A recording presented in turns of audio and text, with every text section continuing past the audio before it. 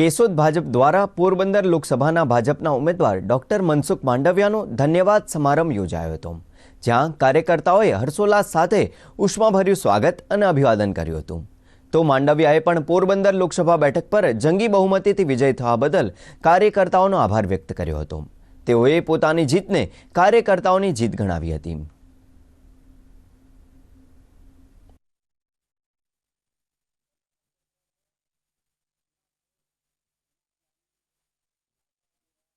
કાર્યકર્તાની મહેનત અને જનતાના આશીર્વાદથી જંગી લીડથી અહીંની પ્રજાએ મને જનપ્રતિનિધિના રૂપમાં સંસદની અંદર પ્રતિનિધિત્વ કરવાની તક આપી. એ બદલ આ વિસ્તારની જનતા અને કાર્યકર્તાનો આભાર વ્યક્ત કરવા માટે હું પ્રવાસ કરી રહ્યો છું.